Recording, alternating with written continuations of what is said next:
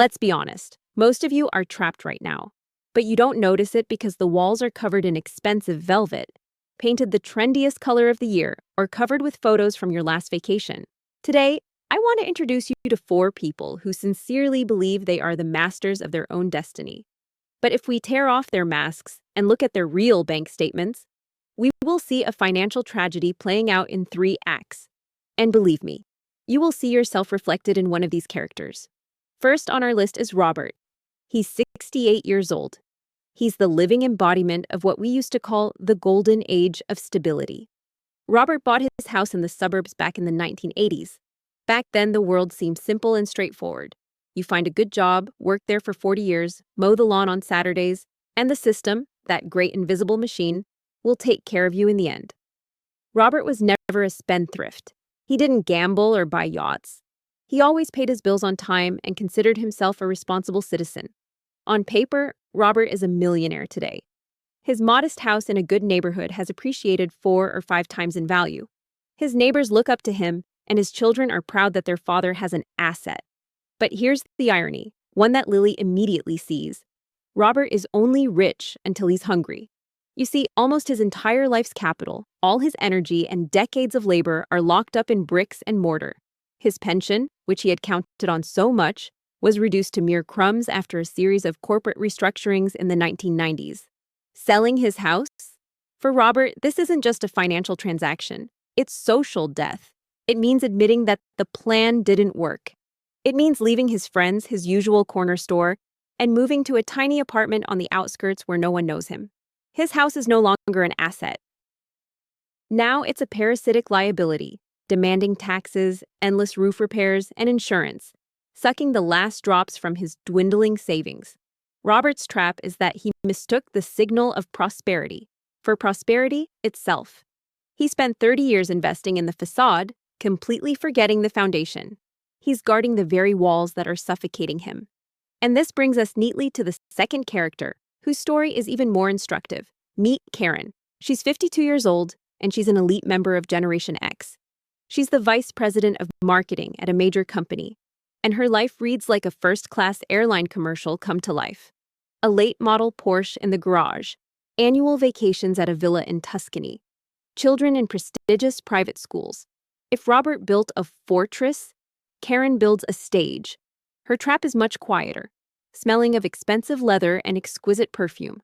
Psychologists call it lifestyle creep, but I call it the golden noose. Every time Karen received a long-awaited bonus or another promotion, she didn't deposit the money into a brokerage account. No, she rewarded herself for her hard work. A promotion at 35, time to trade in the family Toyota for a car that makes co-workers whisper in the parking lot, income surpassing $150,000 a year. Then it's time to move into a house where each child has their own bathroom and Karen has a walk-in closet the size of her first apartment. Karen isn't stupid. She can afford every one of those monthly payments. Right now. But therein lies the devil. Her expenses are growing in perfect, frightening tandem with her income. She earns 5 times more than her parents ever dreamed of. Yet her real net worth is growing at a snail's pace. At 52, Karen is a hostage to her own success. She can't quit. She can't even take a break, because her status demands colossal, relentless financial investments. Every day is a race to pay for the signal that she supposedly leads the circle. She doesn't own her things. It's her Porsche, her mortgage, and her membership to an elite club that own her time, her nerves, and her future. Karen thinks she's at the top, but in reality, she's simply paying the highest tax in the world, the tax on the right to appear successful to people who don't care about her. Robert and Karen looked at each other, thinking they'd done everything right. One had locked himself within the walls, the other within the scenery. Both followed the unwritten rules of their time, unaware that behind the scenes of their beautiful life, a collector named Reality was already lurking. And believe me, his visit would be most inopportune. Let's dissect Marcus's story. He's 38 years old, and if you're a millennial, you'll recognize your deepest thoughts in his excuses. Marcus is a child of financial chaos. He entered adulthood amid the ruins of 2008. He watched his parents' safe homes turn into debt pits, and their retirement accounts melt faster than the ice in his cocktail. And he came to a conclusion that, at first glance, seems like the height of wisdom. If the system can take my property and savings away from me at any moment, I'll invest in what can't be taken away: my experiences and memories. Sounds like a manifesto of freedom, right? Marcus has become a devoted adherent of the cult of experience. His social media feed is a flawless gallery of passport stamps. Sunrise in Iceland, street food in Tokyo, surfing in Portugal. He easily spends thousands of dollars on concert tickets, weekend brunches, and spontaneous mountain trips. Marcus sincerely believes that he is much more mindful than Robert. He is not trapped in mortgage slavery. He is a free citizen of the world. But let's turn on Lily's cold calculator and look at the numbers without filters. Marcus's trap is that he's turned hedonism into a personal religion, and experiences into an alibi for his complete lack of financial foundation. He spends everything he earns, justifying it by arguing that you only live once. But here's the bitter truth they don't write about in travel blogs. At 70, you won't be able to pay for surgery or rent with your incredible memories of a 2015 hike.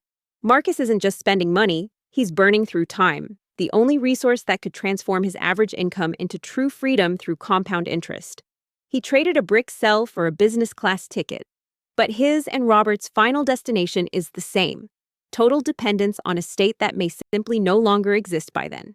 He buys moments of joy by selling decades of future security.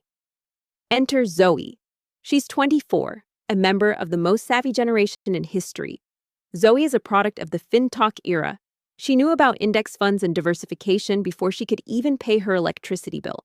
She's got a Stanley Cup in her hand, a podcast about early retirement in her headphones, and she's already opened her first brokerage account. It would seem Zoe is the clear winner, right? Finally, someone gets it. Not so fast. Zoe's trap is the most high-tech and insidious because it's digital. It's the trap of performance wealth. Zoe lives in a world where appearing wealthy and conscious is more important than actually being wealthy. She disciplinedly sets aside $50 a month for investments and feels like a financial strategist. This gives her the moral right to spend the rest on what Lily calls an aesthetic tax. Take a closer look at her spending. She spends $300 a month on things whose sole purpose is to look right on camera or on a Zoom call, that right workout outfit to make her gym stories look expensive, a makeup set from a trendy brand, arranging her workspace so it screams impeccable taste. Zoe uses the language of financial literacy to sell herself on the idea of unbridled consumption. It's investment theater. She creates a facade of success for the audience, while her actual savings are simply a statistical error compared to her spending on a pretty picture. She plays at financial freedom using the same methods as Karen, only instead of a Porsche, she has a stylish $50 mug and a subscription to trendy checklists. Robert with his walls, Karen with her status, Marcus with his impressions, and Zoe with her aesthetics. Each of them is convinced they've found their own unique path, but in reality, each of them is simply paying a hefty tax on the right to be considered one of the guys in their decade. They're squandering their future to buy fleeting validation of their worth in the eyes of others right now. They're buying the suit of success, hoping no one will notice the emptiness underneath. Look at those who truly broke out of this cycle. These are the people who, at some point, made a radical decision. They separated the signal from the substance. They realized that wealth isn't something you buy, but something you save and make work for you. In Lily's world, this is called the invisible millionaire strategy. And here's how it works for each of our heroes, and for you. Let's start with Robert. His way out was possible 20 years ago. He didn't need to invest every extra cent in a new porch to match the neighborhood. When your home represents 90% of your net worth, you're not a property owner, you're a hostage. The solution for Roberts today is immediate downsizing. Sell this monument to your ambitions, move to a smaller place, and put the difference of $500,000 into something that will earn you 7% per annum. This will transform you from a poor owner of an expensive house into someone with real cash flow. This is the only way to stop guarding the walls and finally start living.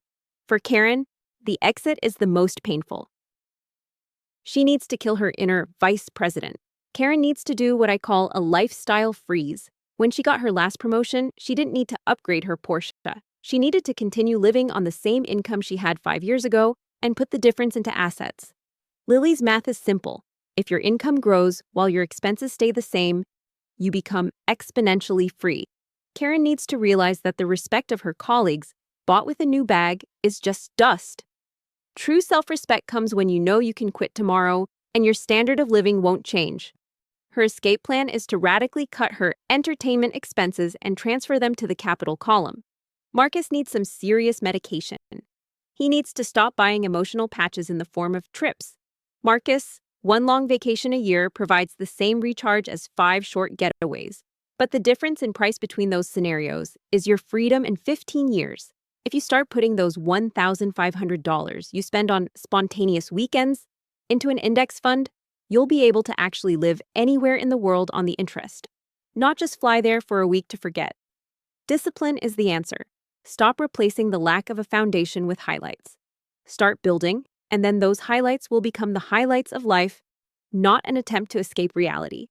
And our Zoe, you have something others don't. Time. Your $50 is worth more today than Robert's thousands. But your trap is in your head. You need to stop performing success. Your solution is to make investing your primary aesthetic. Make your brokerage account more valuable to you than any purchase for a photo. Your escape plan is the 1 to 2 rule. Want to buy something for $100 to complete your look? First, put $200 into your account. If you can't afford it, you can't afford it. This will teach you to distinguish real growth from digital dust. Lily's golden rule, which unites all these strategies. Assets first, lifestyle second. Always. We only buy liabilities with the money our assets have earned us. If your capital earned you $500 in dividends, buy yourself a gold mug with it. But never buy one with money you earned with your time. Time is the only non-renewable resource. Robert spent it on bricks, Karen on status, Marcus on moment, Zoe on a picture. Don't make their mistakes. The escape from the trap begins the moment you stop caring how you look to people who are in the same trap. Become invisible millionaires. Build something that makes money, not something that takes it. And then in 10 years, while everyone else is still running in their wheel, updating their suit of success, you will have long since left the race and will be living the life they only dream of. Which version of the trap did you recognize yourself in today? Write honestly in the comments. Admitting it is half the battle. And remember, wealth isn't what others see. Wealth is what gives you freedom. Subscribe. Here we learn to be free, not just appear free.